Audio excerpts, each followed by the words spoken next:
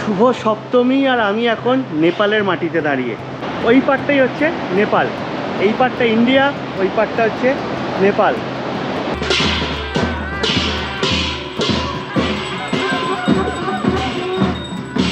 यहाँ पे कैजुअलिटी हो जाती थी, गाड़ियाँ काफी। আচ্ছা, ল্যান্ডস্লাইড, এখনো রাস্তা পরিষ্কার হচ্ছে। পুরো এই কুমায়ুনের ঘন জঙ্গল আর এই রাস্তা, এইখান দিয়ে রাস্তার উপর দিয়েও কিন্তু জানোয়াররা ক্রস করে।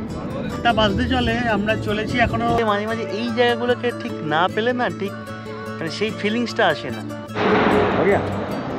আকাশে মেঘের আঁকিবুকি, পাহাড়ের গায়ে রোদ্দুরের ছড়াছড়ি আর ঘন সবুজ জঙ্গল।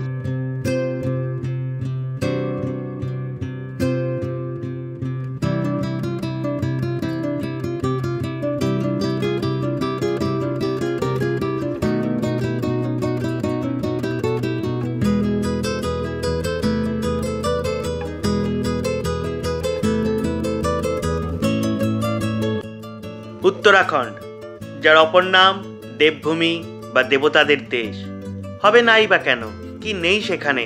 শিব পার্বতীর সংসার, গঙ্গা যমুনার জন্ম, শিবের বাসস্থান ছটি কৈলাস, দ্বাদশের এক জ্যোতির্লিঙ্গ কেদারনাথ, আর রয়েছে হিমালয় নদী জঙ্গলের এক অদ্ভুত বন্ধন, এক নিখাত মায়াবী রূপ। এ যেন এক আদিম পিছুটান, তাই তো বারবার ছুটে যাওয়া। এই উত্তরাখণ্ডের দুটো ভাগ, গাড়োয়াল আর কুমায়ুন। কেদারনাথ, বদ্রীনাথ, গঙ্গোত্রী, যমুনোত্রী এগুলো সব পড়ে গাড়োয়ালের দিকে। গাড় শব্দের অর্থ নদী। উত্তরাখণ্ডের এই দিকে নদীর ভাগ বেশি থাকায় একে বলে গাড়োয়াল, যার প্রবেশদ্বার হরিদ্বার।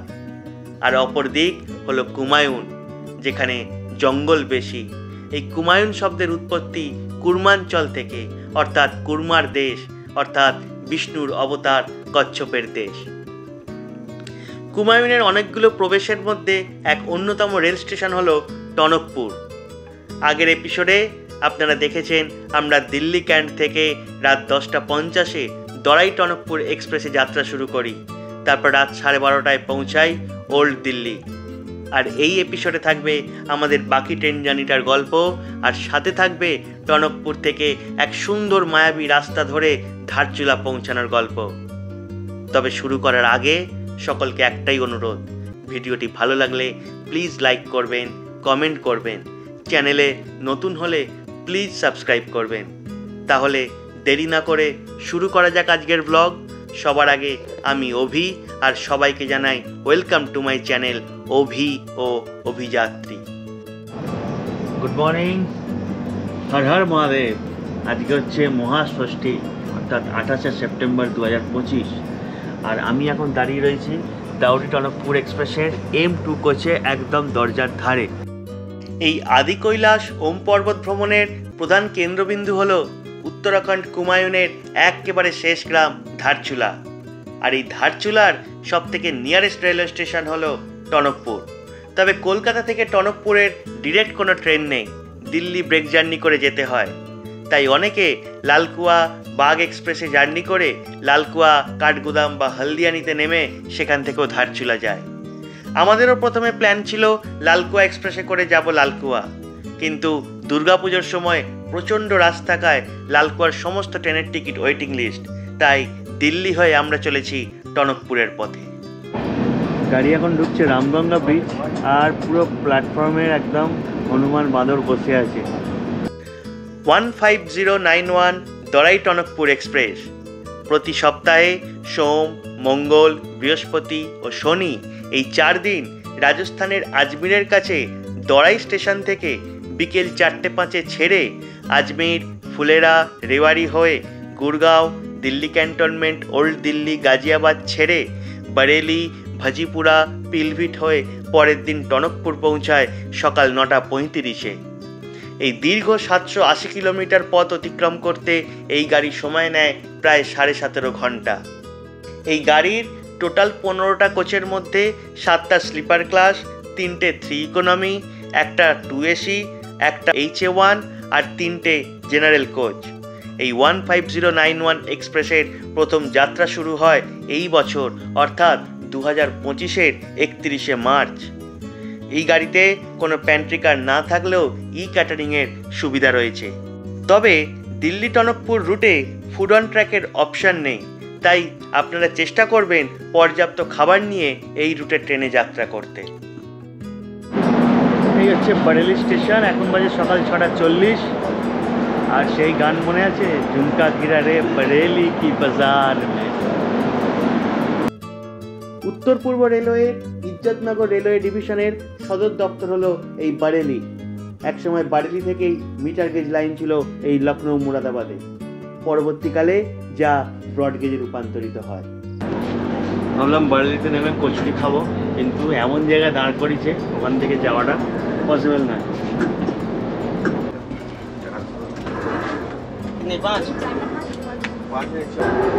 সকাল থেকে তো উঠেছি, চা পাইনি, তারপর বরেলিতে চা পেলাম, সেটাও জঘন্য, মানে চিনিওয়ালা জল। আর দ্বিতীয় কথা হচ্ছে চা পাতার কোনো গন্ধ নেই, তেজপাতার গন্ধ। এখানে কাল থেকেই আমি দেখছি, কালকে হামসাফারেও দেখলাম ট্রেনগুলোতে পুরো তেজপাতার গন্ধ চাই। ভারতীয় রেলের ইতিহাসে যতগুলো পুরনো রেলওয়ে স্টেশন আছে তার মধ্যে একটা হলো এই বরেলি। বলা যায় ব্রিটিশ আমলের খুব জনপ্রিয় স্টেশন হলো এই বরেলি জাংশন, কারণ ব্রিটিশরা এই বরেলি থেকেই কাঠগুদাম লাইন প্রতিস্থাপন করেছিলেন নৈনিতালকে তাদের গ্রীষ্মকালীন অবসর বানানোর জন্য। এছাড়া লখনৌ মুরাদাবাদ লাইনও প্রতিস্থাপন হয় ব্রিটিশ আমলেই। বরেলি পেরোলো, ভাবলাম বরেলিতে খাবার খাবো, কিন্তু কিছু খাবার পাওয়া গেল। কলকাতা থেকে বয়ে নিয়ে যাওয়া কেক পাউরুটি দিয়ে মহাষষ্ঠীর সকালে ব্রেকফাস্ট করতে না করতেই গাড়ি এসে ঢুকলো ইজ্জতনগর। গাড়ি এখন এসে ঢুকেছে ইজ্জতনগরে, বরেলি সিটির পরে ইজ্জতনগর। রাইট টাইমেই আছে মোটামুটি গাড়ি। এই ইজ্জতনগরের নামকরণ হয় এক British rail officer sir Alexander ইজ্জতের নাম অনুসারে, যার হাত ধরে একসময় বেঙ্গল ও নর্দার্ন রেলওয়ের উন্নতি সাধন হয়। ইজ্জতনগরের পরে এলো ভোজিপুরা জাংশন। এখান থেকেই লাইন দুটো ভাগে ভাগ হয়ে যায়, একদিকে চলে যায় রামপুর লালকুয়া হয়ে হলদিবাড়ি কাঠগুদাম, আর অপরদিকে পিলভিট হয়ে চলে যায় টনকপুর।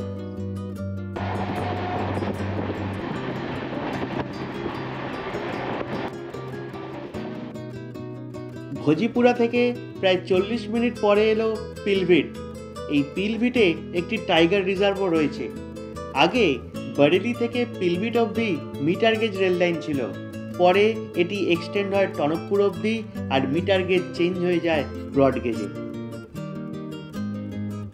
আমরা এখন এসে পৌঁছেছি খাতিমা স্টেশনে। এর পরের স্টেশনটাই হচ্ছে টনকপুর। তো এই হচ্ছে আমাদের গাড়ি। তবে আকাশটা ক্লিয়ার ছিল এতক্ষণ, তবে হালকা একটু মেঘলা লাগছে।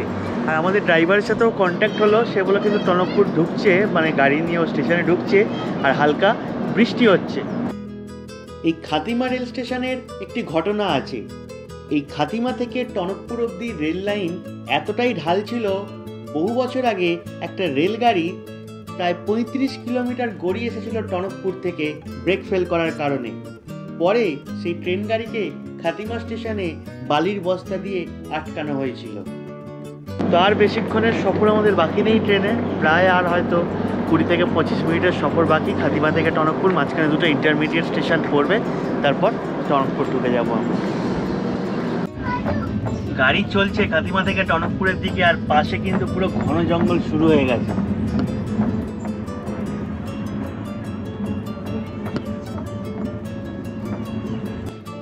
Tanakpur, the gateway of Kumaon.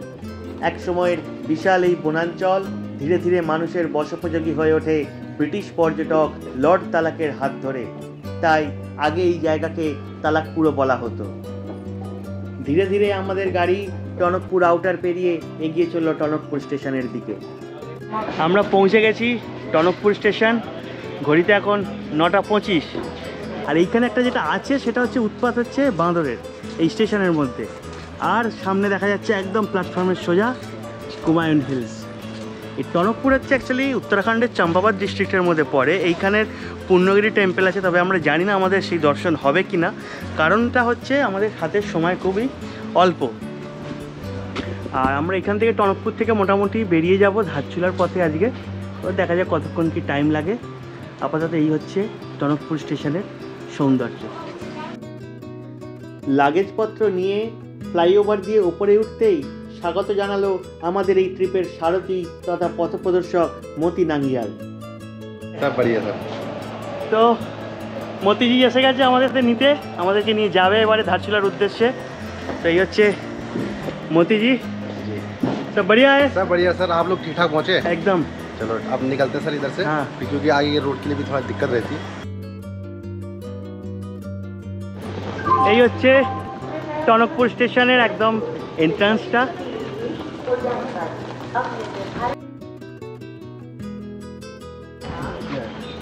লাগেজপত্র গাড়িতে উঠে গেল, এবারে স্টার্ট হবে। গাড়িতে তেল একদম ফুললি লোডেড, এসি চালিয়ে দেওয়া হয়েছে একটুখানি, কারণ বহুত গরম লাগছে, মারাত্মক গরম লাগছে এই রোদে, আর গুমোট একটা ভ্যাবসা ওয়েদার হয়ে গেছে। আপাতত সব মিলিয়ে আমরা জার্নি স্টার্ট করছি টুয়ার্ডস ধারচুলা। হর হর মহাদেব। हर हर महादेव। নেপাল তিব্বতের পাশে এবং সারদা নদীর তীরে অবস্থিত টনকপুর ধীরে ধীরে জনপ্রিয় হয়ে ওঠে নেপাল তিব্বতের সাথে আমদানি রপ্তানিতে। টাকলাকোট টনকপুর ট্রেড রুটও এককালে খুব জনপ্রিয় ছিল। ভুটিয়ারা এই পথে পশমের ব্যবসাও করতেন। স্বাস্থ্যকর জলবায়ু ও পরবর্তীতে পিলভিট টনকপুর রেল লাইনের প্রতিস্থাপনের পর টনকপুর হয়ে ওঠে ভ্রমণপ্রেমীদের কাছে এক অন্যতম পর্যটন কেন্দ্র। সামনের বোর্ডে লেখা পিতরাগড় 147 কিলোমিটার, চম্পাবাদ 74 কিলোমিটার। অ্যাকচুয়ালি এই টনকপুরটা চম্পাবাদ ডিস্ট্রিক্টের মধ্যেই পড়ে উত্তরাখণ্ডের। আর এইখানে লেখা thanks for visiting Sitarganj Tanakpur national highway. এদিকে আমরা টনকপুর ছেড়ে বেরিয়ে চললাম এখন ধারচুলার উদ্দেশ্যে।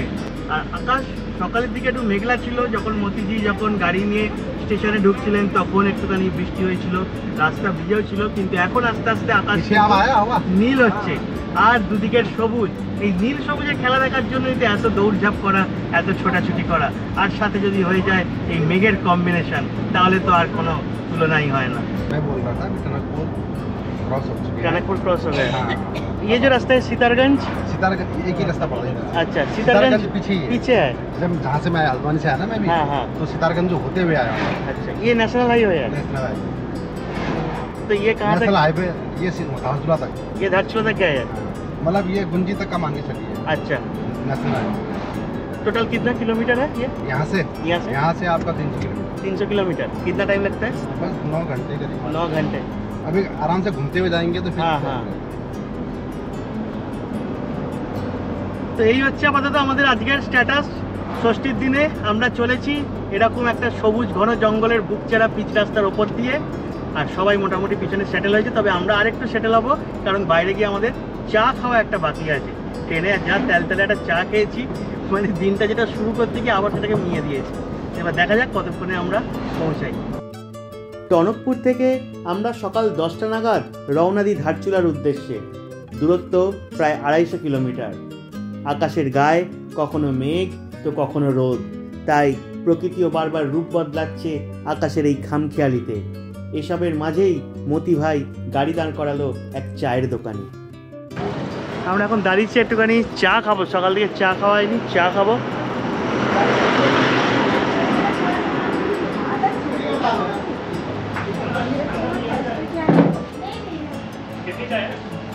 लाल चाय होगा? लाल चाय होगा भैया? लाल चाय होगा? ब्लैक टी है। हाँ, एक कप ब्लैक टी होगा। ये क्या यहाँ का है? आधा जल्दी पकता है। ये क्या है? ये भी आधा है? सूखा हुआ। अच्छा, টনকপুর যদি আপনারা আসেন চেষ্টা করবেন কিন্তু একটা রাত থাকতে, কারণ এখানে কিন্তু অনেক কিছু দেখার জিনিস আছে। পূর্ণগিরি টেম্পল থেকে শুরু করে আদিশক্তিপীঠ আছে, তারপরে আছে হচ্ছে শামলাতাল। এখানে একটা গুরুদুয়ারা আছে, এখান থেকে প্রায় 50-60 কিলোমিটার মতন যেতে হয়, এবং খুব বিশাল নামকরা গুরুদুয়ারা এবং খুব বিখ্যাত গুরুদুয়ারা রিঠা সাহিব গুরুদুয়ারা। কিন্তু আমরা সময়ের অভাবে আমরা যেতে পারছি না, তাই আপনাদেরকে বলছি যদি টনকপুর দিয়ে কোনোদিন কোথাও প্ল্যান করেন একটা রাত কিন্তু অবশ্যই টনকপুরে থাকবেন, আর বাকি সাইট সিনগুলো কভার করে আগের দিকে যাবেন। আবার আপাতত আমাদের চা বিস্কুট এই ব্রেকটা হয়ে আমরা আবার এগিয়ে চললাম। সবাই গাড়িতে উঠে পড়েছে। হর হর মহাদেব, হর হর মহাদেব।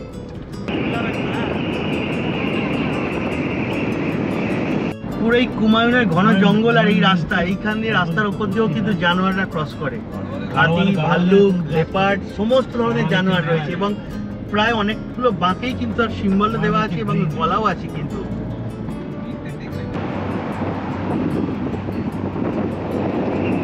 এইদিকে যে ব্রিজটা দেখা যাচ্ছে, এই যে ওভালের মতন, এটা হচ্ছে ধনুষপুল। এটা ব্রিটিশ আমলের ব্রিজ ছিল, এখন আর এটা দিয়ে যেতে দেয় না, এখন এই পাশ দিয়ে নতুন ব্রিজ আছে সেটা দিয়ে যেতে হয়।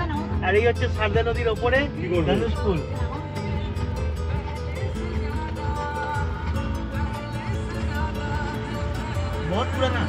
बहुत पुराना, बहुत पुराना अंग्रेजों के जमाने का है ये पुल। पहले हम लोग इसी में चलते थे। हाँ, अब सिंगल रोड है ना, उसमें सिंगल गाड़ी जाती है। अच्छा, इसे डबल कर दिए। ল্যান্ডস্লাইড হয়েছে, দেখুন ল্যান্ডস্লাইড, এখনো রাস্তা পরিষ্কার হচ্ছে। আমরা টনকপুর থেকে ধারচুলার পথে একটা জায়গায় ভিউ পয়েন্ট থেকে দাঁড়ালাম, শলা জায়গাটার নাম। আর এই হচ্ছে জাস্ট ভিউটা দেখুন ওপর থেকে, পুরো কুমায়ুনের সবুজ ঘন জঙ্গল, ওপরে পাহাড়ের ওপরে মেঘের খুনসুটি চলছে পাহাড়ের সাথে, দূরে কিছু গ্রাম দেখা যাচ্ছে, আর এই দিকে চলে গেছে ন্যাশনাল হাইওয়ে।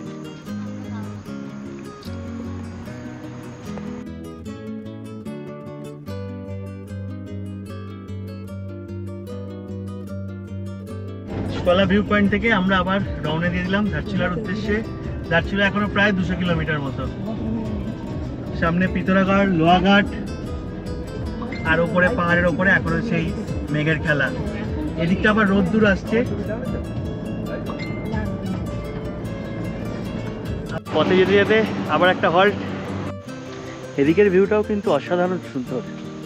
চাষ হয়েছে, চাষ হওয়ার পরে হয়তো কেটে নিয়ে গেছে সেই সব, আর পুরো এখানটা হলুদ খয়েরি হয়ে আছে, ওপরে সবুজ পাহাড়, আর তো মেঘের সবসময় আনাগোনা রয়েছে তার উপর দিয়ে।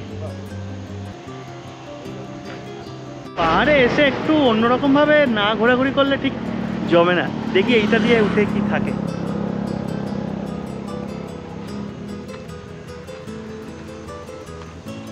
নিচে রাস্তা চলে গেছে আর আমি তার উপর দিয়ে যাচ্ছি। কত ধরনের গাছপালা,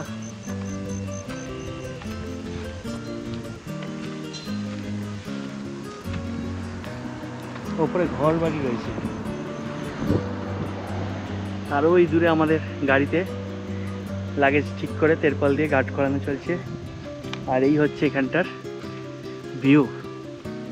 আহা, অপূর্ব।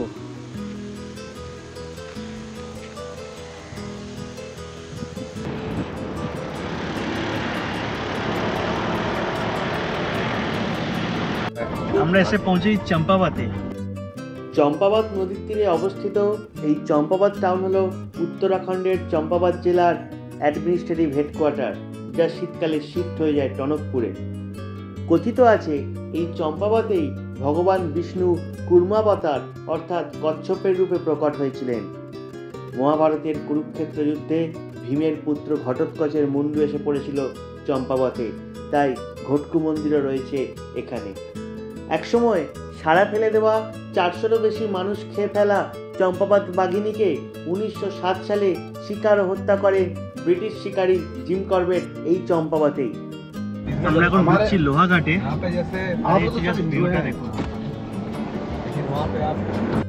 লোহাঘাট হলো কুমায়ুনের চম্পাবত জেলার একটি ছোট্ট শহর, যেখানে রামলীলা খুব প্রাচীন ও পৃথিবী বিখ্যাত। এখান থেকে ধারচুলার দূরত্ব প্রায় 150 কিলোমিটার। এই লোহাঘাটেই রয়েছে স্বামী বিবেকানন্দের মায়াবতী আশ্রম। আপনারা যদি উত্তরাখণ্ডে ট্রিপ করেন তাহলে অবশ্যই মায়াবতী আশ্রমে যাবেন। আমরা এবারে সময়ের অভাবে মায়াবতী আশ্রমে যেতে পারিনি। এখন বাজে 1:45, লাঞ্চ করবো বলে দাঁড়িয়েছি। भैया ये जगह का नाम क्या है जी? हाँ, बाराकुल। यहाँ से धारचूला कितना दूर है? 4 घंटे। লোহাঘাট পেরিয়ে কিছু দূর এগিয়ে বারাকোটে আমরা করে নিই সেদিনের দুপুরের লাঞ্চ। আচ্ছা, এই হচ্ছে আমরা অর্ডার করেছি ভাত, সবজি, ডাল, আর এখানকার ক্ষীরা হচ্ছে পাহাড়ি ক্ষীরা। এই হচ্ছে ডাল, পাহাড়ি ডাল। মিক্স সবজি, সোয়াবিন আলুতে ভর্তি, ভালো খেতে, অন্যরকম টেস্ট একটা, পাহাড়ি স্বাদ একদম, আর খুব একটা খারাপ নয় খেতে, আর দামও রিজনেবল।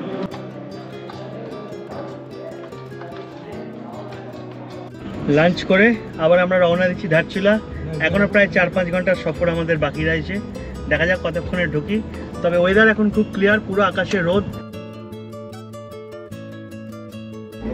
পুরো ল্যান্ডস্লাইড এরিয়া, একদম ল্যান্ডস্লাইড হয়েছিল।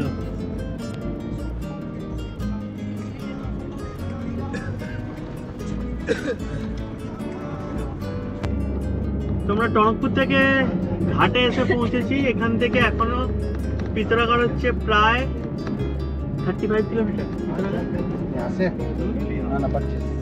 25 এই আছে পিতরাগড়, 25 কিলোমিটার এখান থেকে। আর এই হচ্ছে রামগঙ্গা নদীর ওপরে ব্রিজ।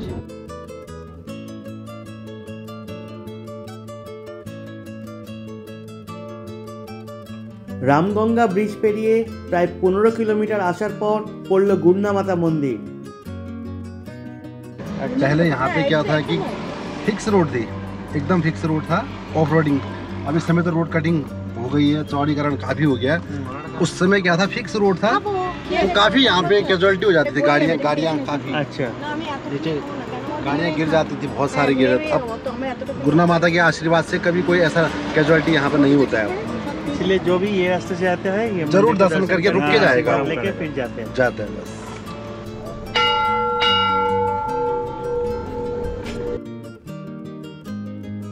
কথিত আছে আগে এই জায়গায় প্রত্যেক দিন অ্যাক্সিডেন্ট হতো, গুন্নামাতা মন্দিরের প্রতিষ্ঠার পর আর এইখানে কোনো অ্যাক্সিডেন্ট হয় না। নবরাত্রির ভান্ডারার জন্য সব সবজি পাতি এসে গেছে, হয়তো ভান্ডারা বসবে। ये भंडारा है क्या? कब है? कल है। अच्छा, তো কালকে ভান্ডারার জন্য পুরো আজকে সরঞ্জাম মানে পুরো তৈয়ারি চলছে। আর এই হচ্ছে মাতা মন্দির।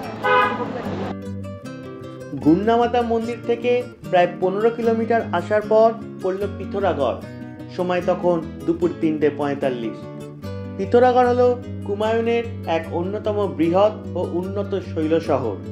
কুমায়ুনের চাঁদ রাজাদের রাজত্বকালে পৃথ্বী গোসাই নামক এক পিরু এখানে একটি দুর্গ নির্মাণ করেন, যার নাম পৃথ্বীগড়।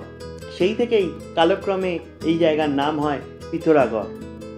এই আদি কৈলাস ট্রিপ যারা করেন তাদের অনেকেই কাঠগুদাম বা লালকুয়া থেকে এসে পিথোরাগড়ে প্রথম নাইট স্টে করেন, কিন্তু আমরা পিথোরাগড়ে থাকিনি, এগিয়ে গেছিলাম ধারচুলার পথে। উত্তরাখণ্ড কিন্তু আমাদের কখনো নিরাশ করেনি, মানে আমাকে তো করেইনি। আর তার জন্যই প্রত্যেকটা বাঁকে বাঁকে যেন মনে হয় যেন এই গাড়িটা থামিয়ে দিই, এই গাড়িটা থামিয়ে দিই। এবার কেন বলছি, আমরা তো প্রায় গুন্নামাতার মন্দির থেকে আমরা প্রায় চলছি, মাঝখানে পিথোরাগড় ক্রস করলাম। এখন যে জায়গাটায় দাঁড়িয়েছি একটা নাম না জানা জায়গা, জাস্ট দুটো বাঁক ঘুরতে এই ভিউটা জাস্ট পাচ্ছি। চারিদিকের পাহাড়ের ওপরে যেন রোদ্দুর এসে পড়েছে, আহা, পাহাড় যেন মেলে ধরেছে তার সৌন্দর্য। আর সবুজ ঘন জঙ্গল, পাইনের মাঝে মাঝে মাথা উঁকি দেওয়া পাইন, সত্যি এটা উত্তরাখণ্ডেই সম্ভব। এখান থেকে আর ধারচুলা মোটামুটি 50 কিলোমিটার, টাইম লাগবে এখনো 2 ঘন্টা, এখনো 2 ঘন্টা লাগবে সময়। আর আমাদের রামধনু যেন এখনো পথ দেখিয়ে যাচ্ছে আমাদের, এই পথেই তোমাদের আসতে হবে। আসকট গ্রাম পেরিয়ে আমরা দাঁড়িয়েছি, একটু চা খাবো। সন্ধ্যেবেলা প্রায় 5:30 বাজতে চলে। আর এই হচ্ছে সূর্যের আলো প্রায় শেষের দিকে, বসে পড়েছি একদম পাহাড়ের খাদের ধারে। দেখুন জাস্ট খাদটাকে দেখাই, আমরা ওই জায়গাটা দাঁড়িয়েছি চা খাবো বলে। আর জাস্ট একটু উঠেছে এই বাঁকটার মুখে, এখানে নিচে, আহা সুন্দর। আর এইখানে নিচে দেখা যাচ্ছে দূরে শিব মন্দির, সেখান থেকে গানও বেজে আসছে, শিবের গান। এই হচ্ছে দূরে শিবের মন্দির, আর ওপরে পাহাড়, আহা আকাশটা দেখুন শুধু।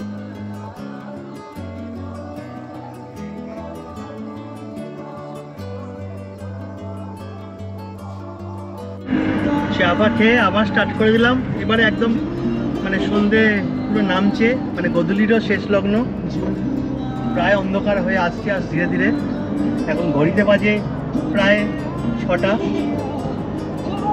আরও 1.5 ঘন্টা মতন লাগবে ধারচুলা পৌঁছাতে। এই হচ্ছে কালী নদী, কালী নদীর ব্রিজ পেরিয়ে আমরা চললাম ধারচুলার দিকে। অন্ধকার হয়ে এসছে প্রায় ভালোই। আমাদের পাশ দিয়ে যাচ্ছে গৌরী নদী, আর ধারচুলার দিয়ে যেটা আসছে সেটা হচ্ছে কালী নদী। এই গ্রামেই এই দুটো নদীর কিন্তু সঙ্গম হয়েছে। এই গ্রামটার নাম হচ্ছে জলজীবী। এই ওপর থেকে দেখা যায় সঙ্গম পয়েন্ট, কিন্তু যা অন্ধকার হয়েছে কতটা দেখা যাবে আর কতটা ক্যামেরায় উঠে আসবে সেটাও বড় প্রশ্ন। প্রায় 7টা বাজতে চলে, আমরা চলেছি এখনও ধারচুলার পথেই। আর রাস্তা এখানে কিন্তু ভালোই খারাপ, অনেকগুলো ল্যান্ডস্লাইড পেরিয়ে আমরা এলাম, অন্ধকারে ভালোভাবে দেখাতে পারিনি আপনাদের। রাস্তার 8 থেকে 10 কিলোমিটার মতন রাস্তা একটুখানি খারাপ আছে ধারচুলা আসার অব্দি। এই হচ্ছে আমাদের হোটেল, হোটেল হিমটপ ধারচুলার। আমরা হোটেল হিমটপে চেক ইন করে নিয়েছি, 8টা বেজে গেছে। তো আমি একটু রুম টুরটা করে দিই আপনাদের। এই হচ্ছে আমাদের রুম, একটা বড় কিং সাইজ বেড, এতে ট্রিপল বেডরুম, 3 জনে শুতে পারেন। তো আমরা 2 জন করে শুচ্ছি। এদিকে একটা বড় সোফা, বড় টেবিল, এদিকে টিভি, ডেস্ক, আর এদিকে একটা আয়না, আর এই রয়েছে ছোট টি টেবিল, আর এদিকে রয়েছে ওয়াশরুমটা। ওয়াশরুমটা খারাপ নয়, ছোটোর ওপর ভালোই। এই হচ্ছে ওয়াশরুম।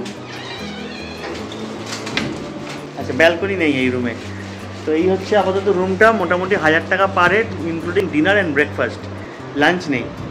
আর যারা যদি আপনি ননভেজ খান তাহলে হচ্ছে 1200 পার হেড, ইনক্লুডিং ডিনার আর ব্রেকফাস্ট। এই হচ্ছে আপাতত আমাদের রুম। আমরা 3টে রুম নিয়েছি 6 জনের, একটা 101, ওটাতে মায়েরা আছে, এটা 109, মাসিরা আছে, আর আমরা থাকছি এই 110 নম্বরে।